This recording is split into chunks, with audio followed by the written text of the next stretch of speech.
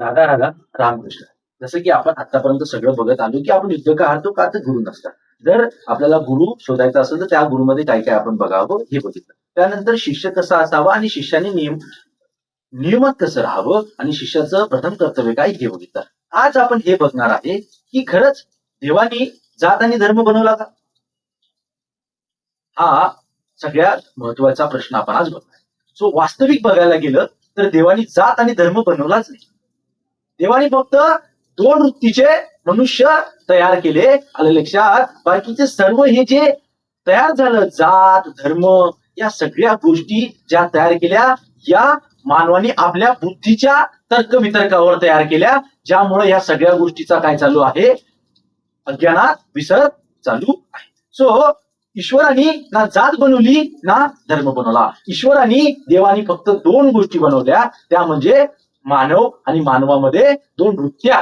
त्या वृत्त्या कोणत्या, तर एक आहे दैविक आणि दुसरी आहे राक्षसी.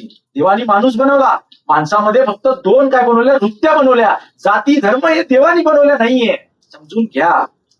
देवानी तर फक्त खूप छान मनुष्य आणि त्या मनुष्यात दोन प्रकारच्या वृत्त्या तयार केल्या. बाकी तर सर्व मानवाने आपल्या बुद्धीवरती तर्कवितर्क करत तयार केल्या आहे आणि सर्व याचा दोष आमच्या ईश्वराला लावण्यात येतो. तर देवानी फक्त दोन काय बनवल्या, वृत्त्या बनवल्या मनुष्याच्या. त्या म्हणजे पहिली आहे दैविक वृत्ती आणि दुसरी आहे राक्षसी वृत्ती.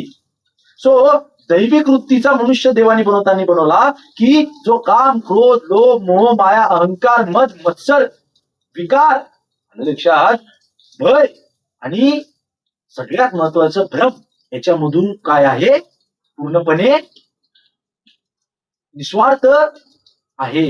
यामध्ये जो आसक्त नाही आहे, जो याच्यामधून पूर्णपणे काय झालेला आहे, सुटलेला आहे, तो दैविक मनुष्य. आणि हाच मनुष्य परमगतीला किंवा परम प्राप्तीला प्राप्त होतो आणि तो त्याच्या आयुष्यातले पूर्ण स्वप्न प्राप्त करतो. दुसरा एक वृत्ती बनवली, त्या वृत्तीचं नाव दिलं गेलं राक्षसी वृत्ती.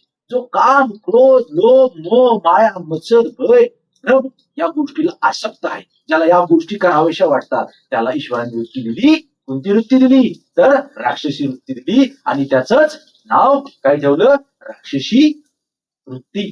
सो ईश्वराने जाती धर्म नाही बनवल्या, ईश्वराने फक्त एक सत्य ज्ञान वृत्त्या बनवल्या, ज्याच्या जीवावरती हे मनुष्य आयुष्य कसं पूर्ण होतं आणि कसं पूर्ण करता येतं हे सांगण्याचा प्रयत्न केला. आणि आपण मनुष्यानी त्या बुद्धीचा खूप जास्त तर्क वितर्क लावून त्याला ज्ञानात अज्ञानात मोडून पूर्ण ज्ञानाचं काय करून टाकलं, अज्ञान करून टाकलं आणि सत्य वाटत विसरून गेलो.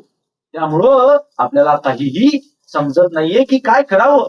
त्यामुळं या सगळ्या गोष्टीचा ज्या वृत्त्याचा आहे त्याचा अभ्यास भगवद्गीतेत आणि यथार्थ गीतेमध्ये भगवान श्रीकृष्णाने सुरुवातीला सांगितला की मी मनुष्यामध्ये जाती नाही बनवली, मी धर्म नाही बनवला, मी तर सगळ्यांना समान बनवलं.